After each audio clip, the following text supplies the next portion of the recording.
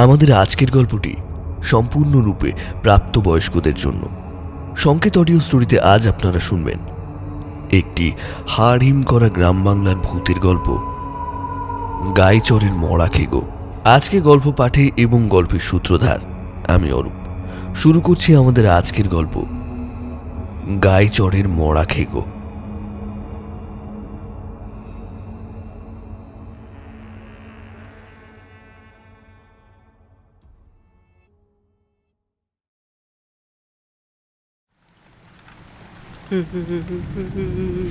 শেষমেশ বিকেলের কিছু পরেই শামীমের কোলে মাথা রেখেই রাবিয়া বিবি শেষ নিঃশ্বাস ত্যাগ করলেন।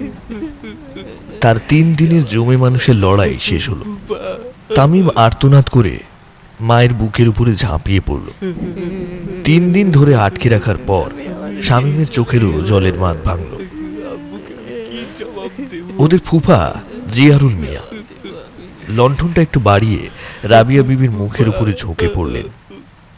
শামীমের পিঠে হাত রেখে ব্যর্থ সান্ত্বনা দিতে দিতে বললেন, কাঁদিস না বেটা, তোরা অনেক কষ্ট পেয়েছে তোরা। আমি দেখ, চোখ দুটো কেমন বসে গেছে পানির অভাবে, হাত পায়ের চামড়াও কেমন টেনে গেছে। আল্লাহ তালার কাছে ওর আত্মার মাগফিরাত দোয়া করি। ওঠ বেটা ওঠ, আর কাঁদিস না। শামীম তামিম দুজনেরই বয়স খুব বেশি নয়। শামীমের বিয়ের কথা হচ্ছিল এর মধ্যেই। বাড়িতে বাবা ফিরে এলেই বাদুড়িয়ার ওদিকে মেয়ে দেখতে যাওয়া হতো। তার আগেই ওদের অনাথ করে রাবিয়া বিবি চলে গেল। 3 দিন ধরে রক্ত আমাশায় ভুগছিল বেচারি। নাসিবপুর গ্রামটাই একটা ছন্ন ছাড়া জায়গা। গোটা গ্রামের কোথায় শুরু কোথায় শেষ বোঝা মুশকিল। তার কারণ এই গ্রামের চারিধারে সাপের মতো কুণ্ডুলি পাখি রয়েছে বিশাল বড় বিদ্যাধরী নদীর বৌড়। শামীমদের ঘরটা নাসিবপুরের একেবারে শেষ প্রান্তে, বৌড়ের ধারেই। গোটা গ্রামটাই বিচ্ছিন্নভাবে গড়ে উঠেছে বৌড়ের চারপাশে, সেজন্য জনবসতিও বিচ্ছিন্ন। শামীম ওর বাবার মুখে শুনেছে এই বৌড়টাই নাকি আগে বিদ্যাধরী নদী ছিল। সেই ইংরেজ আমলেও নাকি এই অঞ্চলে একবার মারাত্মক ভূমিকম্প হয়, ফলে এই অঞ্চলটা খানিকটা নিচু হয়ে গেছে। বিদ্যাধরী তার বাঁক পেছনে ফেলে গতিপথ পরিবর্তন করে নেয়। সেই পরিত্যক্ত বাঁক তাই এখন বর্ষার জলে জমে জমে এত বড় বাউড়ের রূপ নিয়েছে।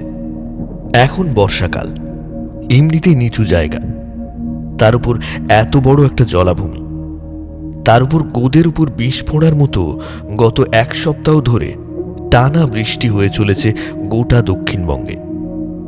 ওদের ঘরে টিভি নেই, পুরনো ফিলিপসের একটা রেডিও আছে। তাতে কখনো কখনো অনেক কষ্টে 1-2 চ্যানেল ধরে। ওরা শুনেছে বৃষ্টিতে নাকি অনেক অঞ্চল ক্ষতিগ্রস্ত হয়েছে, এমনকি কলকাতা শহর অবধি। গ্রামগুলোতে দেখা দিয়েছে বন্যা, তার উপর ঝড়ও রয়েছে অনেক জায়গায়। সব মিলিয়ে ক্ষয়ক্ষতির পরিমাণ মারাত্মক। সরকার হিমশিম খাচ্ছে সবকিছু ঠিক করতে। তবে সবচেয়ে বদনসিব মনে হয় ওদেরই নাসিবপুরের। বাউড় ভেসে উঠে চারিদিকে ডুবিয়ে দিয়েছে। আলাদা করে রাস্তাঘাট কিংবা বাউড়ের সীমানা খুঁজে পাওয়া খুব মুশকিল। 2 দিন পরে রোদের দেখা মিলেছে, কিন্তু জল নামেনি। জল জমে রয়েছে বাড়িগুলোর উঠোনে, শৌচাগারে, ভেসে গিয়েছে পাতকুয়ো, গোয়ালঘর। শামীমদের বারান্দায় দাঁড়িয়ে বাইরে তাকালে মনে হয় সমুদ্রের মাঝখানে বাস করছে ওরা। ছোটবেলায় বাপের সাথে বাংলাদেশে গিয়েছিল শামীম। ওখানে টাঙ্গির হাওর দেখে এসেছে সে। অনেকটা ওই রকমই লাগছে দেখতে। চারিদিকে শুধু জল আর জল, সর্বত্র থম মেরে রয়েছে প্রবাহহীন দূষিত জল। ওদের আব্বু বাড়িতে নেই, তিনি কাপড়ের ব্যবসাও করেন। নিজস্ব দোকান নেই কোনো। হাটের কাপড় সস্তায় কিনে মফস্বলের দিকে ঘুরে ঘুরে বিক্রি করেন। 1-2 সপ্তাহের নামে বেরোন। বৃষ্টিতে আটকে পড়েছেন কোথাও, তারও খবর নেই বহুদিন। তামিম শামীম 2 ভাই বাড়ির পেছনের ছোট্ট জমিটায় চাষবাস করে আর বাউড়ে মাছ ধরে। নৌকা একটা সবসময় বাউড়ের ঘাটে বাঁধাই থাকত। এখন জল উঠে আসায় সেটা উঠোনের কাছেই বাঁধা।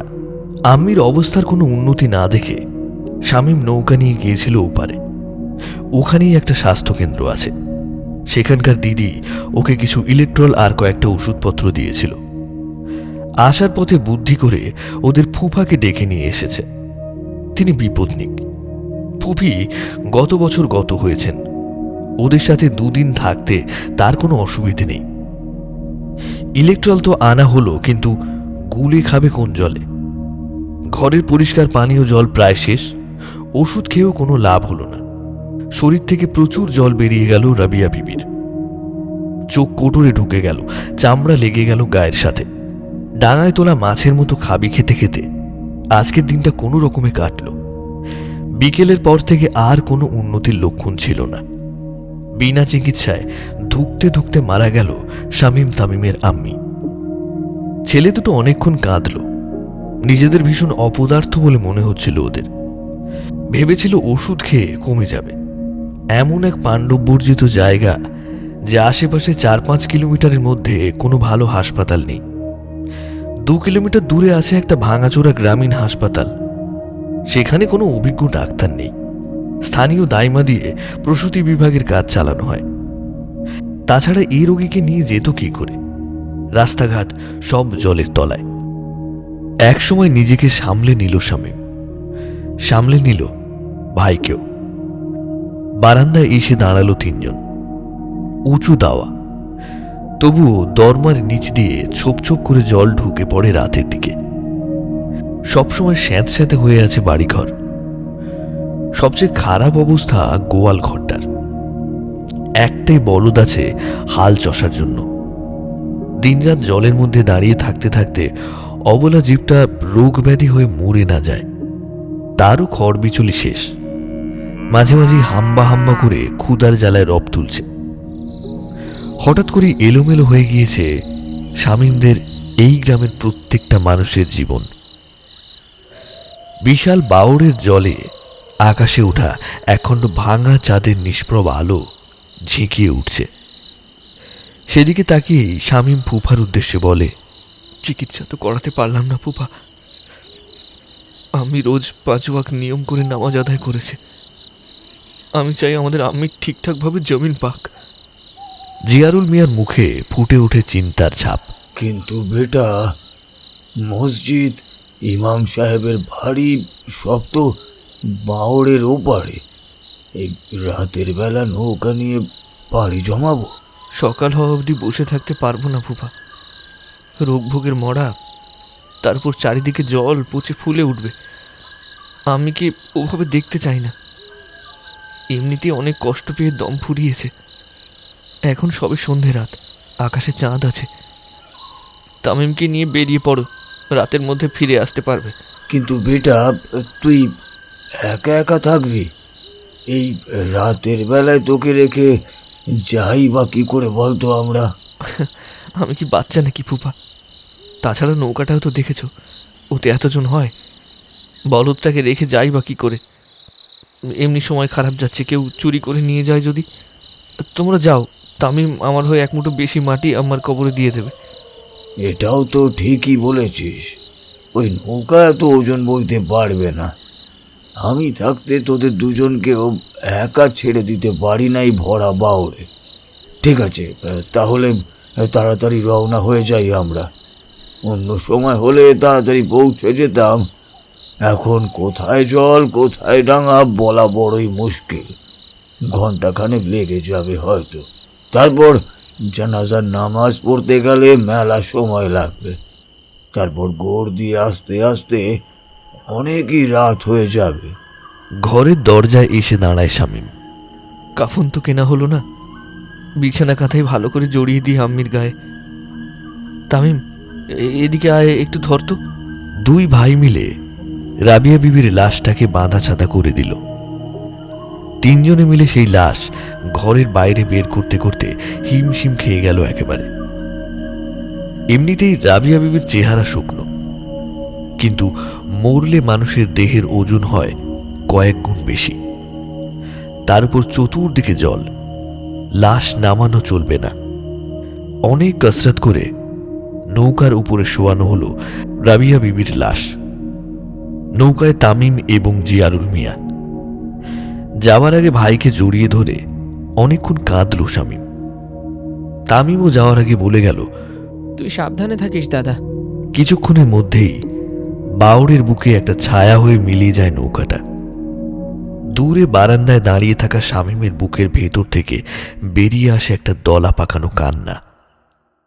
মেঘ কেটে গিয়ে চাঁদ বেরিয়ে এসেছে অনেকটাই, কিন্তু বর্ষায় এলোমেলো জলো বাতাস থামেনি।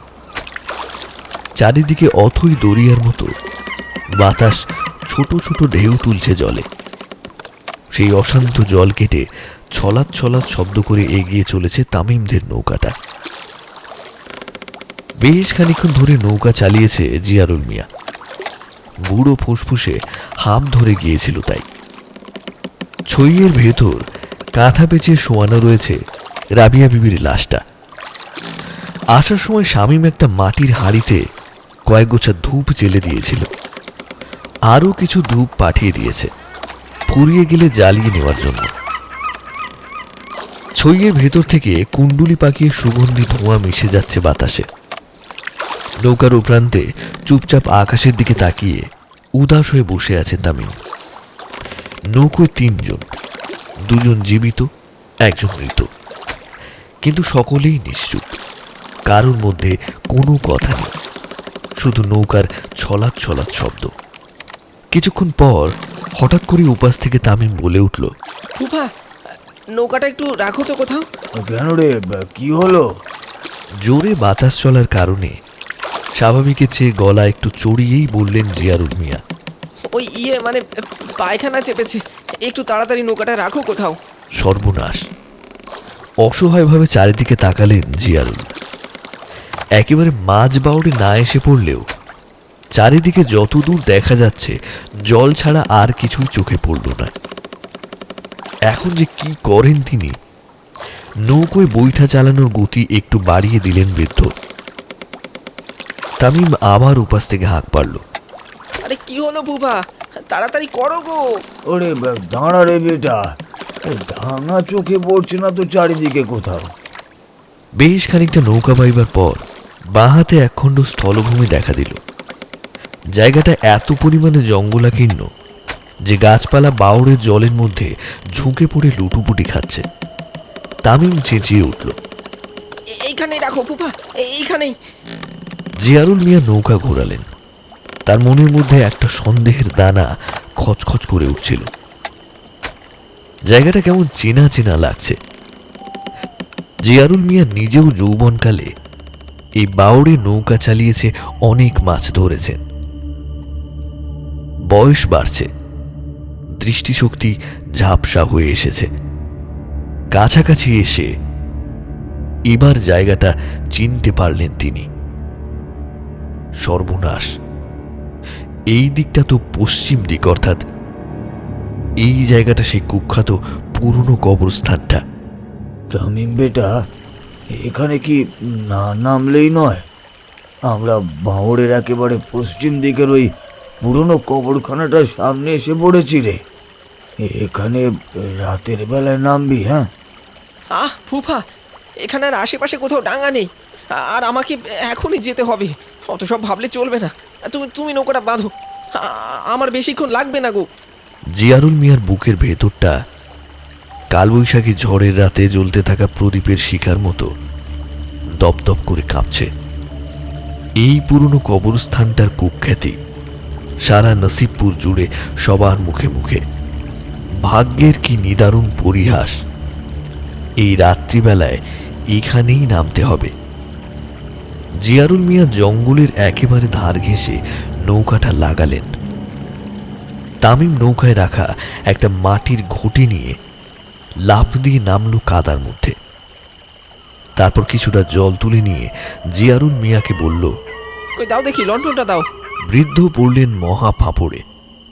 নৌকায় একটাই মাত্র আলো। তামিমকেও বা আলো ছাড়া পাঠাবেন কি করে এই ভয়ঙ্কর জঙ্গলের ভেতরে? ছইয়ের উপরে ঝুলতে থাকা লণ্ঠনটা খুলে তামিমকে দিতে দিতে তিনি ভাবলেন, আলো ছাড়া এই অলক্ষণে জায়গায় তিনি একা থাকবেন কি করে? সাথে আবার একটা লাশ আছে। কিন্তু তামিমকে আলো দিতেই হবে। এদিকে তিনি যে নিজে ওর সাথে যাবেন সেই উপায়ও নেই। লাশ পাহারা দেবে কে? হঠাৎ করে জল বেড়ে গিয়ে লড়ঝড়ে নৌকোটার নোঙর যদি খুলে যায়, নৌকা ভেসে গেলে এখানে আটকে থাকতে হবে। উভয় সংকট বোধ হয় একেই বলে। যদিও সঙ্গে দেশলাই আছে, কিন্তু তাতে কি আর এই নিকষ কালো অন্ধকার দূর হবে? তামিম চলেই যাচ্ছিল। জিয়ারুল মিয়া পিছু ডাকবেন না ভেবেও ডেকেই ফেললেন। বেটা তামিম, তাড়াতাড়ি ফিরে আসিস, জায়গাটা মোটেই ভালো না। লাশ নিয়ে এখানে একা একা বেশিক্ষণ বসে থাকতেও পারবো না। আর হ্যাঁ, বেশি দূরে যাস না বেটা, সামনেই কাজ সেরে জলদি ফিরে আয়। তুমি চিন্তা করো না ফুফা, বললাম তো তাড়াতাড়ি ফিরে আসবো। পাড়ে উঠে তামিম দেখল চারিদিকে ভুসভুসে কাদায় ভর্তি। আর একটু এগোলেই নয়, এত দূর অবধি বাউড়ে জল ঢুকেছে। এখানে বসা যাবে না, দাঁড়ালেই পা ঢুকে যাচ্ছে। আর একটু ভেতর দিকে যেতে হবে। নৌকায় বসে থাকা জিয়ারুল মিয়া দেখল লণ্ঠনের আলো জঙ্গলের ভেতর দিয়ে মিলিয়ে যাচ্ছে ধীরে ধীরে। না, ছেলেটা বারণ শুনল না তো। ভাবলেন একবার চিৎকার করে তামিমকে ডেকে সাবধান করবেন, কিন্তু ততক্ষণে গাছপালার আড়ালে হারিয়ে গিয়েছে শামীমের আলোটা। ঠান্ডা শিরশিরে একটা ভয় জিয়ারুল মিয়াকে ছেঁকে ধরল এবার।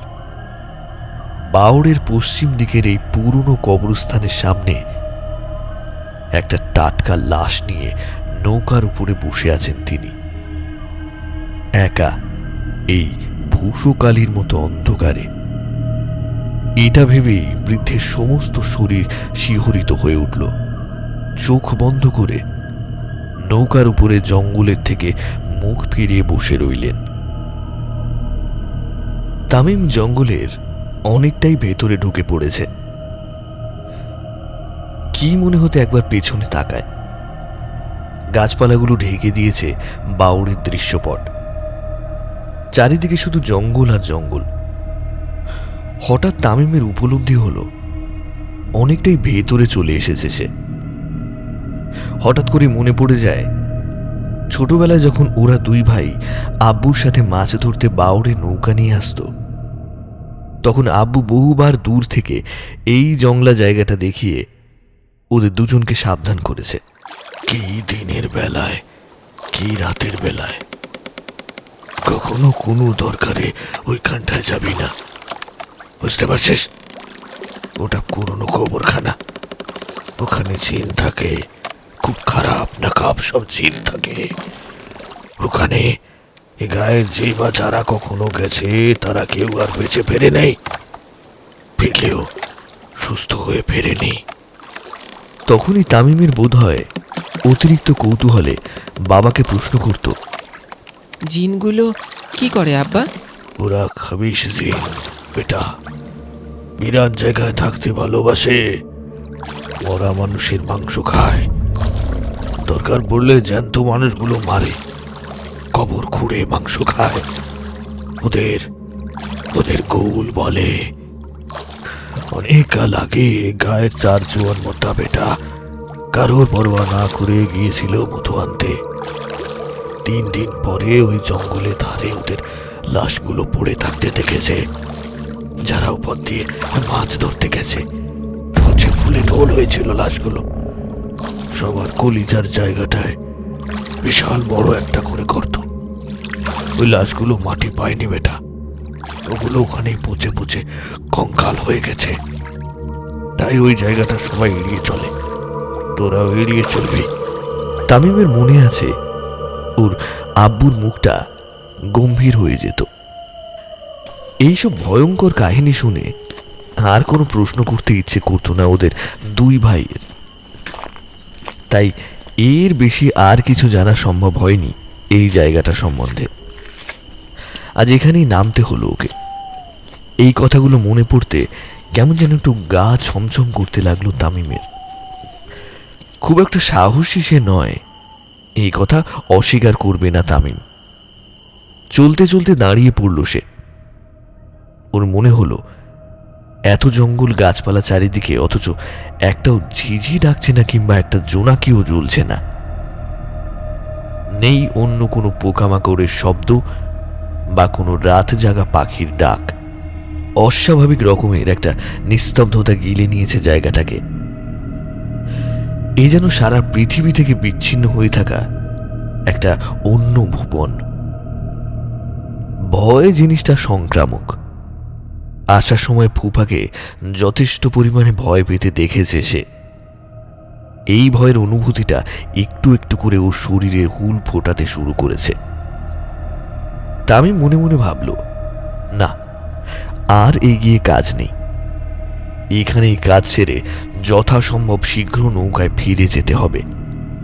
তাছাড়াও বর্ষাকাল, চারিদিকে এত জঙ্গল, সাপ খুব কিছু কামড়ে দিলে বিনা চিকিৎসায় মরতে হবে। লণ্ঠন আর ঘটিটা একপাশে রেখে খানিকটা জায়গা আগাছা পা দিয়ে পরিষ্কার করে সেখানেই কোমর থেকে লুঙ্গিটা আলগা করে নিয়ে বসল তামিম।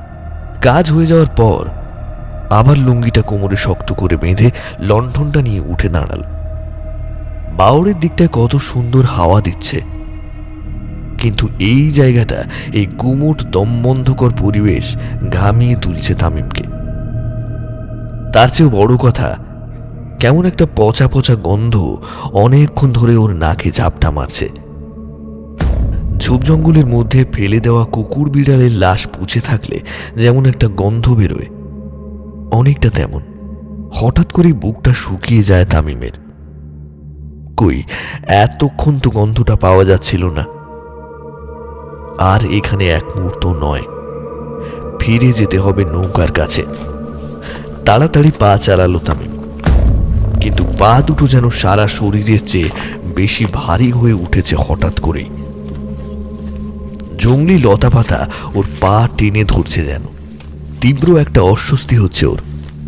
কই, এখানে আসার সময় এমনটা হয়নি তো। হঠাৎ করেই তামিমের মনে হলো গাছগুলোর আড়ালে কারা যেন দাঁড়িয়ে আছে।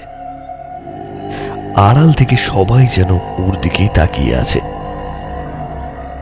এটা শুধু ভয়ের থেকে সৃষ্ট হওয়া একটা অবাস্তব অনুভূতি নয়, কারণ ততক্ষণে লণ্ঠনটা কাঁপা কাঁপা হাতে একটু উপরে তুলেছে তামিম। খুব কম আলোতেই তামিম দেখল সে যা ভেবেছিল ঠিক তাই। খানিক দূরে প্রত্যেকটা গাছের আড়ালে দাঁড়ানো কতগুলো ছায়া অবয়ব। চমকে উঠে চারিদিকে লণ্ঠনটা ঘোরালো তামিম। চিৎকার করে উঠল, কে কে কে তোমরা? কে? তামিম দেখল ওর চারপাশেই এই ছায়া শরীরীরা ঘিরে দাঁড়িয়ে রয়েছে ওকে। প্রত্যেকটা গাছের আড়ালে, না, আড়ালে নেই, ওরা গাছের আড়াল ছেড়ে ধীরে ধীরে বেরিয়ে আসছে তার দিকেই। তামিম দেখল সেই অবয়বগুলো সব আপাদমস্তক সাদা কাপড়ে মোড়া। বিভৎস পচা গলা মুখমণ্ডলগুলো বেরিয়ে আছে শুধু। তামিম চিনতে পেরেছে এই সাদা কাপড়গুলোকে। কাফন, অর্থাৎ এগুলো সব কবরে শোয়ানো মৃতদেহ। কিন্তু আর এদের মৃত বলা যায় কি? কোনো এক মন্ত্র বলে এদের শরীরে প্রাণের সঞ্চার হয়েছে আবার। তামিম দেহের সব শক্তি একত্রিত করে দৌড় লাগালো সামনের দিকে, যেদিকে দু চোখ যায়, কিন্তু পারল না। পা দুটো দৌড়েই শক্ত পাথরে কোনো কিছুর সাথে প্রচন্ড জোরে ধাক্কা খেয়ে মুখ থুবড়ে পড়ল। খানিক দূরে হাতের লণ্ঠনটা ছিটকে গিয়ে খটাস করে কাঁচটা ভেঙে গেল। শেষ আশার আলোটুকুও হারালো তামিম। ঘুটঘুটে অন্ধকারে ঢাকা পড়ল চারিদিকটা। যেখানে তামিম আছাড় খেয়ে পড়ল সেই জায়গাটা বেশ মসৃণ। কোনো রকমে পিঠ সোজা করে উঠে বসল সে। উঠে বসতেই বুঝতে পারল পায়ে অসম্ভব রকমের চোট লেগেছে। পাথরে জিনিসটায় ধাক্কা খেয়ে হয়তো পায়ের কোনো আঙুলের একটা নখ উঠে গেছে ওর। অন্ধকারে হাতড়ে বুঝল একটা সমতল উঁচু কিছুর উপরে বসে আছে সে। চারিদিকে তাকালো তামিম। না, সে কাফন পড়া মূর্তিগুলো কোথাও নেই। তবে কি সে ভুল দেখল? উঠে দাঁড়ানোর চেষ্টা করল। অন্ধকারে দেখতেও পাচ্ছে না পায়ের কি অবস্থা, কিন্তু তীব্র একটা যন্ত্রণা শরীরের ডান পাশকে অবশ করে দিচ্ছে এতক্ষণে। অন্ধকারে স্পর্শ করে বুঝল একটা পাথরের তৈরি বেদির মতো কিছু। হঠাৎ আব্বুর কথা মনে পড়ে গেল তামিমের। কবরখানা, এই তো সেই পুরনো কবরখানা। আর যেটার উপর এসেও পড়েছে সেটা একটা কবর। ছিটকে উঠে দাঁড়ালো তামিম। চারপাশে ভালো করে তাকালো সে, আর তাকাতেই দেখল খানিক দূরে অন্ধকারে ৬-৭ জোড়া আলো ধিক ধিক করে জ্বলছে। তামিমের গলা শুকিয়ে এলো। সেই আলোগুলো ধীরে ধীরে তার দিকেই আসছে। এবার একটা চাপা জ্যান্ত গর্জনও শুনতে পাচ্ছে তামিম। তামিমের পা দুটো যেন জমে গিয়েছে। গর্জনটা চিনতে পেরেছে তামিম। কুকুরের গর্জন। একবার কালো কুচকুচে কুকুর অন্ধকারের সাথে গা মিশিয়ে ধীরে ধীরে এগিয়ে আসছে ওর দিকে। এই জঙ্গলের মধ্যে কুকুর কোথা থেকে এলো? ওরা এগিয়ে আসছে তামিমের 4 হাত দূরত্বের মধ্যে। কুকুরের চোখ অন্ধকারে জ্বলে এটা তামিম জানে, কিন্তু তাই বলে এমনভাবে জ্বলে যেন চোখগুলো থেকে জাহান্নামের আগুন ঠিকরে বেরোচ্ছে। তামিম বুঝতে পারছে না কোন দিকে পালাবে। সামনে পেছনে চারিদিকে কোথা থেকে এতগুলো কুকুর এলো। এই মুহূর্তে দাঁড়িয়েও তামিমের মনে পড়ে যাচ্ছে মসজিদের ইমাম সাহেব খুব ছোটবেলায় তামিমকে একবার বলেছিল, মহানবী বলতেন জিন কালো কুকুর, সাপ এবং বিছের আকৃতি ধারণ করতে পারে। তামিম খুব ধীরে ধীরে মাটির উপরে বসে পড়ে। একটা লম্বা শুকনো ডাল তুলে নিয়ে দাঁড়াতে যাবে এমন সময় একটা কুকুর বিকট গর্জন করে ঝাঁপিয়ে পড়ল তামিমের উপর। ওকে প্রায় ফেলে দিল মাটিতে। প্রচন্ড আতঙ্কে তামিম চিৎকার করতে ভুলে গেল। সাধারণত কুকুর এত বিশাল চেহারার কখনোই হয় না, নেকড়ের মতো গায়ের শক্তি কুকুরগুলোর। কুকুরটা তামিমকে কামড়ালো না। ওর মুখের সামনে মুখ নিয়ে এসে বিশাল বড় একটা হাঁ করল। বিশ্রী একটা মরা পচা গন্ধে তামিমের ভাত উঠে আসার জোগাড় হলো। টপ টপ করে কয়েক ফোঁটা লালা ঝরে পড়ল তামিমের মুখের ওপর। কুকুরটা ঝকঝকে সাদা দুপাটি দাঁত বার করে তামিমের গলায় একটা মোক্ষম কামড় বসানোর জন্য উদ্যত হলো। তামিম সর্বশক্তি একত্রিত করে গলা ফাটিয়ে একটা চিৎকার করতে চাইল। ঠিক সেই মুহূর্তেই কুকুরটার মুখের ভেতর থেকে একরাশ কালো অন্ধকার কালো পোকার ঝাঁকের মতো কিলবিল করতে করতে তামিমের খোলা মুখ দিয়ে ঢুকে গেল। চিৎকার করতে গিয়েও করতে পারল না তামিম। কি যেন একটা গলা দিয়ে সাপের মতো নেমে যাচ্ছে নিচে। তামিমের সারা শরীর মৃগী রোগীর মতো থরথর করে কেঁপে কেঁপে উঠল।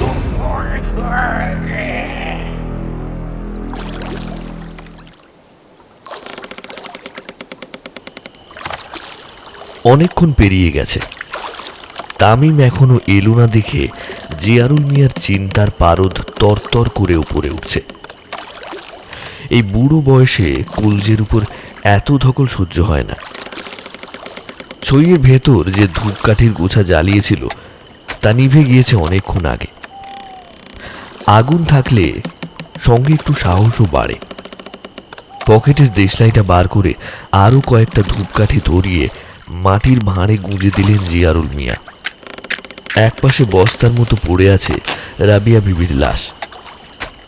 হঠাৎ নৌকোটা দুলে উঠল। তাড়াতাড়ি করে ছইয়ের বাইরে বেরিয়ে এলেন জিয়ারুল মিয়া। তামিম ফিরে এসেছে। এর মধ্যেই জল বেড়ে গিয়েছে অনেকটা। লাফিয়ে নৌকায় উঠছে বলে দুলে উঠেছে নৌকাটা। ধরে যেন জান এলো জিয়ারুল মিয়া, কিন্তু সঙ্গে লণ্ঠনটা কই। পাটাতনে বসে নৌকোর নোঙর খুলতে খুলতে তামিমের উদ্দেশ্যে তিনি বললেন, কিরে, এতক্ষণ লাগালি যে, আর লণ্ঠনটা কি করলি? তামিম বেশ খানিকক্ষণ চুপ করে নির্লিপ্ত গলায় উত্তর দিল, আনতে ভুলে গেছি। খানিকটা বিরক্ত হয় এবার জিয়ারুল মিয়া। বাহ, আলোটা ফেলে রেখে চলে এলি, এবার এতটা রাস্তা অন্ধকারের মধ্যে দাঁড় টানবো কি করে রে? তামিম কোনো উত্তর দেয় না। ছইয়ের ফাঁক ফোকর দিয়ে জিয়ারুল মিয়া দেখে সে নৌকার অপর প্রান্তে শরীরটা এলিয়ে দেয়, যেন আরাম করে ঘুমোনোর ধান্দা। নোঙর খুলে নৌকা ছেড়ে দেয় জিয়ারুল। জায়গাটা ছেড়ে বেরিয়ে আসতে পেরে হাঁপ ছেড়ে বাঁচলেন তিনি। আবার মাঝ বাউড়ে নৌকা, নির্মেঘ আকাশে নিষ্প্রভ চাঁদের আলো। উপাস থেকে হঠাৎ তামিম বলে ওঠে, রূপা, অনেকক্ষণ দাঁড় পেয়েছো তুমি, এদিকে এসে একটু বিশ্রাম নাও, আমি চালাচ্ছি। সত্যি বেশ ক্লান্ত লাগছিল জিয়ারুল মিয়ার। তামিমের কথায় তাই আর কোনো আপত্তি করলেন না তিনি। ছইয়ের ভেতর দিয়ে তিনি নৌকার অপর প্রান্তে গিয়ে বসলেন। তামিম যেখানে বসেছিল সেইখানটায় তামিম এসে বসল জিয়ারুল মিয়ার জায়গায়।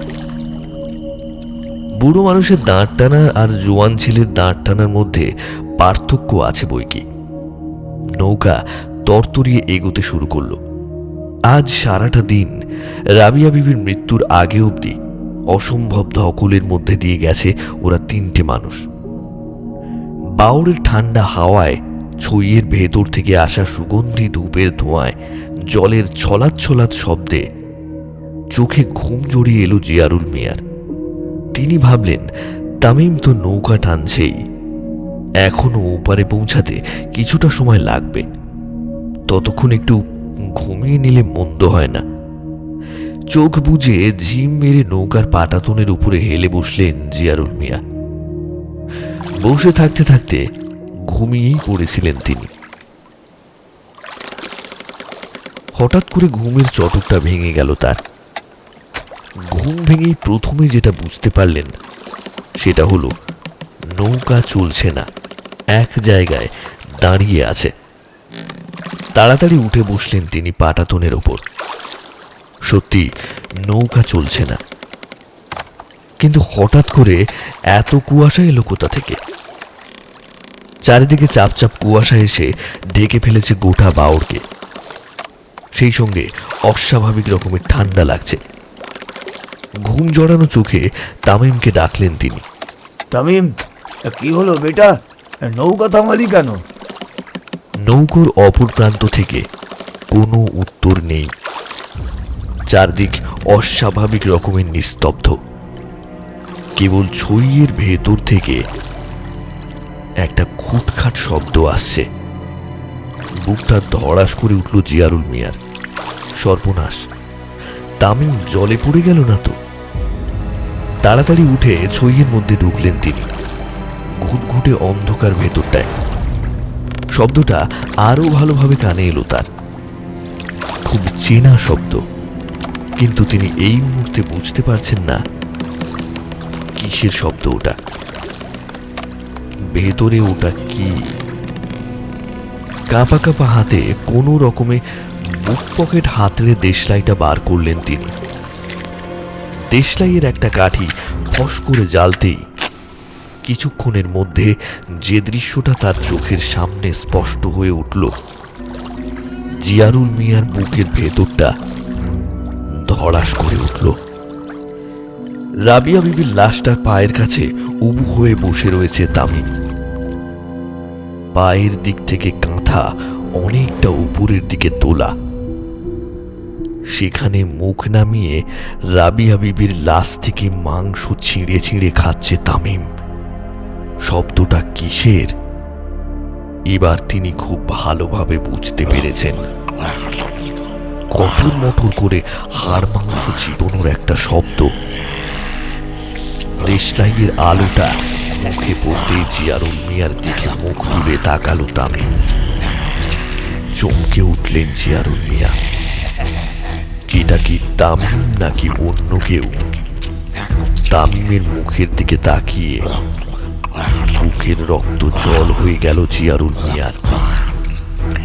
ওর ঠোঁটের দুপাশ দিয়ে গলা বুক বেয়ে নেমে আসছে কালচে রক্তের মোটা ধারা। দাঁতের মাঝখানে কামড়ে ধরে আছে মাংসের টুকরো। ওর চোখ দুটোয় যেন কেউ আলকাতরা ঢেলে দিয়েছে। দেশলাইয়ের অল্প আলোতেও চকচক করছে সেই মিশকালো চোখের মণি। পেট পাক দিয়ে উঠল জিয়ারুল মিয়ার। দেশলাইয়ের শেষ শিখাটুকু আশ্চর্য হতভম্ব জিয়ারুল মিয়ার আঙুলটা একটা ছোট্ট ছ্যাঁকা দিয়ে নিভে গেল। অপার্থিব একটা গর্জনে ভরে উঠল নৌকার ছইয়ের ভেতরটা। এ তামিমের কণ্ঠস্বর নয়, হতে পারে না। কয়েক সেকেন্ডের নীরবতা। তামিম উঠে দাঁড়িয়েছে। হঠাৎ জিয়ারুল মিয়ার বুকে কোথা থেকে যেন অসীম সাহস চলে এলো। তিনি বুঝে গেলেন দাঁড়িয়ে থাকলে মারা পড়তে হবে। চারিদিকে চোখ বুলিয়ে তিনি দেখলেন সেই ধূপকাঠির গোছাগুলো চলছে এখনো। খপ করে সেগুলো হাতে ধরে মুঠোয় তুলে নিলেন তিনি। ওপাশ থেকে তামিম দৌড়ে এসে ঝাঁপিয়ে পড়তে গেল জিয়ারুল মিয়ার গায়ে। কিন্তু মোক্ষম সময়ে তিনি সেই ধূপকাঠির গোছাগুলো শক্ত করে ধরে চেপে ধরলেন তামিমের শরীরে। ওর ডান পায়ে লাল হয়ে জ্বলতে থাকা ধূপকাঠিগুলো চেপে বসে গেল। ধূপের সুগন্ধ মিলিয়ে গিয়ে রক্ত পোড়া বিশ্রী গন্ধ জিয়ারুল মিয়ার নাক মুখ ভরিয়ে তুলল। আর্তনাদ করে কয়েক পা পিছিয়ে গেল তামিম। তারপর ছড়িয়ে বাইরে বেরিয়ে গেল। ঠকঠক করে কাঁপতে থাকা জিয়ারুল মিয়া ভেতর থেকেই দেখতে পেলেন নৌকার অপর প্রান্তে গিয়ে তামিম সোজা ঝাঁপ দিয়ে পড়ল বাউরের বুকে। ছপাত করে একটা শব্দ তুলেই আবার সবকিছু চুপচাপ। গোটা ঘটনাটা এত আকস্মিক যে জিয়ারুল মিয়া খানিকক্ষণ হতভম্ব হয়ে দাঁড়িয়ে রইলেন। তারপর হঠাৎ তার হুঁশ ফিরল। পকেট থেকে দেশলাই জ্বালিয়ে রাবিয়া বিবির লাশটার দিকে একবার তাকালেন তিনি। শিউরে উঠলেন ভেতর ভেতর। একটা পা হাঁটু অব্দি নেই। খেয়ে নেওয়া হয়েছে। হ্যাঁ, স্রেফ খেয়ে নেওয়া হয়েছে। আর এক পায়ে সবে কামড় বসিয়েছিল তামিম। তামিম নাকি তামিমের রূপ ধরে থাকা কোনো এক অতি প্রাকৃতিক সত্তা। ছইয়ের অপর প্রান্তে এসে দাঁড় ধরে বসলেন জিয়ারুল মিয়া। তার সারা শরীর কাঁপছে। তাকে এখনই এখান থেকে পালাতে হবে। এখানে ভয়ঙ্কর বিপদ। চারিদিকে তাকালেন তিনি। কুয়াশায় ভালো করে কিছু দেখা যাচ্ছে না। আন্দাজে নৌকা চালাতে হবে। যে চুলোয় হোক তাকে গিয়ে কোথাও নৌকা ভেড়াতে হবে। বাউরের জলে বিপদ আছে। তিনি মনে মনে ভালো করে জানেন তামিম বাউর খোলসের আড়ালে থাকা সেই শয়তান আশেপাশেই কোথাও ঘাপটি মেরে আছে। বইটা ধরে টান মারতেই বুক শুকিয়ে গেল জিয়ারুল মিয়ার।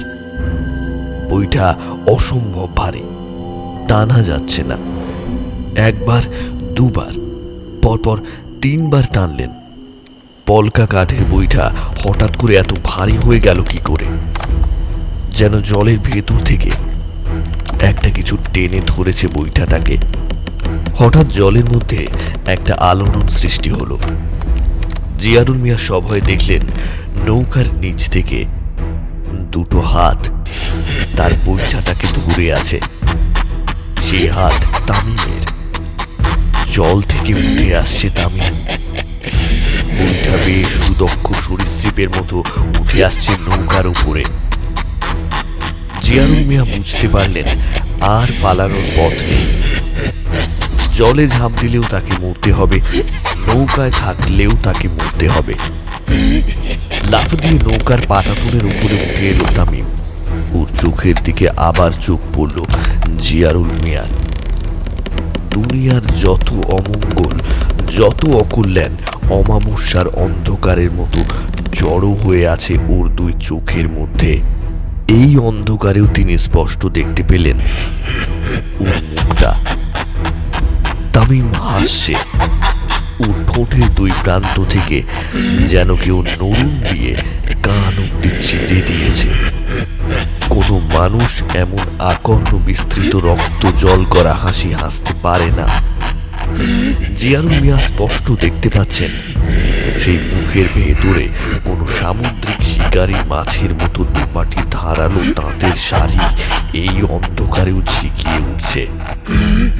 বিরাট একটা হাঁ করে তামিম ঝাঁপিয়ে পড়ল জিয়ারুল মিয়ার উপরে। নৌকাটা একদিকে হেলে গেল। ফাঁকা বাউরের বুকে এ প্রান্ত থেকে ও প্রান্ত প্রতিধ্বনিত হলো জিয়ারুল মিয়ার করুণাপন্ন আর্তনাদ।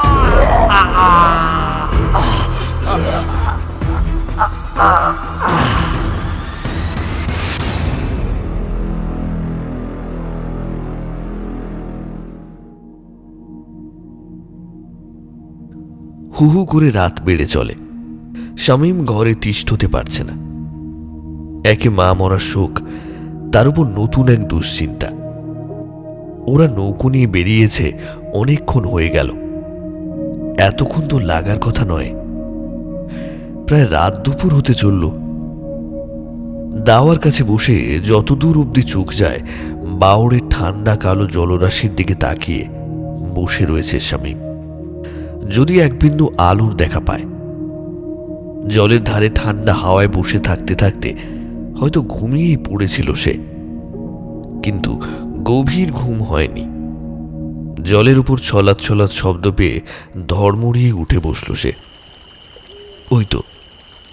ওই তো একটা নৌকো এসে দাঁড়িয়েছে কিছুটা দূরে। দাওয়া থেকে নেমে লণ্ঠনটা নিয়ে সেদিকে দৌড়ে গেল স্বামী। ওদের উঠোন থেকেই যেন বাউরটা শুরু হয়ে গিয়েছে। ওই তো ওদের নৌকোটাই তো ওটা। ধরে যেন প্রাণ এলো শামীমের। কিছু দূরে নৌকোটা বেঁধে হাঁটু সমান জলে নৌকা থেকে নেমে এলো তামিম। শামীম জিজ্ঞেস করলো, কিরে, এত সময় লাগলো কেন তোদের? ফুফা কই? তামিম ওর পাশ কাটিয়ে ঘরের দিকে চলে যাওয়ার সময় বিড় করে বলে গেল, ফুফাকে ওর ঘরে নামিয়ে দিয়ে এসেছি। বেশ খানিকটা অবাক হলো শামীম। ফুফা কাল সকালে যেতে পারতো না? তাছাড়া এত রাতে এইভাবে বাউরের মধ্যে ওকে একা নৌকো বাড়িতে ছেড়ে দিয়ে বাড়ি চলে গেলেন? গজব লোক তো। তামিম দাদার কথার কোনো উত্তর দিল না। শামীম খেয়াল করলো তামিম হালকা খোঁড়াতে খোঁড়াতে হাঁটছে। শামীম আবার জিজ্ঞেস করলো, কি হয়েছে রে পায়ে? ওরকম ল্যাংচাচ্ছিস কেন? কিছু না, আমি লাশ নামানোর সময় কাদায় পা মুচকে গিয়েছিল। যা স্নান করে নে, সকালে দুমুঠো ভাত আছে, খেয়ে শুয়ে পড়। শামীম রান্নাঘরের দিকে চলে গেল।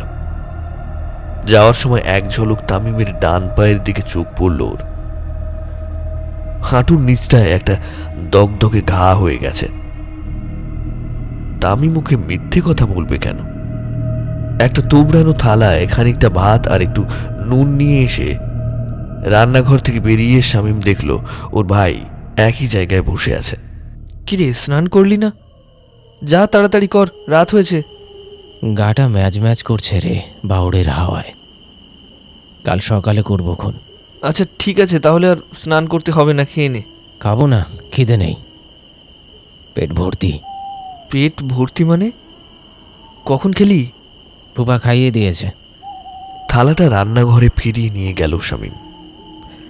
সেখানে বসে খেতে খেতে অনেকগুলো প্রশ্ন ওর মাথার মধ্যে উড়ে উড়ে আসছিল। ফুফা এত রাতে বাড়িতে গিয়ে চাল ডাল চড়িয়ে রান্না করে তামিমকে খাইয়ে পাঠিয়ে দিল। শামীমের কথা একবারও মনে হয়নি তার। সেও তো সকাল থেকে কিছু খায়নি। তামিমের পায়ে ওই অত বড় ঘাটাই বা কিসের? কেমন যেন দগদগে পোড়া দাগ। কেমন যেন অসংলগ্ন কথাবার্তা বলছে তামিম ফিরে আসার পর থেকে। শামীমদের ঘর বলতে মাত্র দুটো। একটায় ওরা দুই ভাই শোয়ে, আর একটায় আব্বু আম্মু। খাওয়া শেষ করে বাইরে বেরিয়ে শামীম দেখল তামিম ওর আম্মির ঘরের বিছানায় চুপচাপ শুয়ে রয়েছে, দৃষ্টি বাইরের জানলা দিয়ে বাউড়ের দিকে। কিরে, ওখানে উঠে শুলি কেন? আমি আম্মির বিছানাতেই শোবো। কিছু একটা বলতে গিয়েও শামীম থেমে গেল। তামিমের কি কিছু হয়েছে? যতই হোক নিজের আম্মি, তবুও এতদিনের রোগে ভোগা বিছানা, তার উপর মানুষটা মারা গিয়েছে সত্য। কিভাবে রাতে সেখানে ঘুমোবে তামিম? আম্মির মৃত্যু শোককে ওকে উন্মাদ করে দিল। বুকের কোণটা চিনচিন করে ওঠে শামীমের। তামিমকে বড্ড ভালোবাসে সে। ছোট ভাইটার কোনো সমস্যা হলে তার বুকটা ফেটে যায়। ফিরে আসার পর থেকে তামিমের অবস্থা দেখে ওর ভালো লাগছে না। কাল সকালে একবার কথা বলে দেখতে হবে ওর সঙ্গে। শামীম একটা দীর্ঘশ্বাস ফেলে আম্মির ঘরের দরজাটা ভেজিয়ে নিজের ঘরের মেঝেতে হাঁটু মুড়ে বসে রইল। কোরআন শরীফ বার করে একটা সূরা পাঠ করে শুয়ে পড়ল। এই কটা দিনে এত ব্যস্ততা, এত দুশ্চিন্তার মধ্যে 5 ওয়াক্ত নামাজ আদা করতে আর রাতে শোয়ার আগে কোরআন পড়তে ভুলেনি শামীম। শামীমের ঘরটা ছোট্ট, একটা জানলা আছে যেটা গিয়ে গোয়াল ঘরের খানিকটা দেখা যায়। ক্ষণে ক্ষণে জল বাড়ছে। বলদটা কি কষ্ট করেই না কয়েকটা দিন ধরে দাঁড়িয়ে রয়েছে ওই জলকাতার মধ্যে। বেচারার কোনো রোগ ব্যাধি হয়ে মরে না যায়। ক্ষেতের সব কাজ বন্ধ হয়ে যাবে ওকে ছাড়া। বাড়ির পেছনে সামান্য কয়েক ছটাক জমিতে যে ক্ষেতটা ছিল সেখানে ফসল সব জলের তলায়। মাসকাবারির বাজার নেই কদিন হয়ে গেল। চাল যা আছে তাতে টেনে টুনে 2-1 দিন চলবে। সরকারের তরফ থেকেও কোনো ত্রাণ এসে পৌঁছায়নি এখানে। ইমান সাহেব ওদের আব্বুকে খুব ভালোভাবে চেনে। শামীম খানিকটা আশা করেছিল তিনি হয়তো কিছু সাহায্য করবেন আজ, কিন্তু তামিম খালি হাতে এসেছে। ফুফাও বাড়ি চলে গেল। তার কাছে কিছু চাল ডাল যদি থেকে থাকে তামিমকে দিয়ে পাঠিয়ে দিতে পারতেন। আব্বু বাড়ি আসবে কবে কে জানে। আম্মিও এখন অসময়ে চলে গেল। তার উপর গতকাল স্বাস্থ্যকেন্দ্রে আম্মির কাছে ওষুধ আনতে যাওয়ার সময় শুনে এসেছে বেশ কিছু ঘরে কলেরাও দেখা দিয়েছে। চারিদিকে পচা দূষিত জল। মানুষ খাবে কি? এর মধ্যে কলেরা মহামারী হয়ে দাঁড়ালে আর দেখতে হবে না। শামীমের মাথার বালিশটা ফোঁটা ফোঁটা জলে ভিজে ওঠে।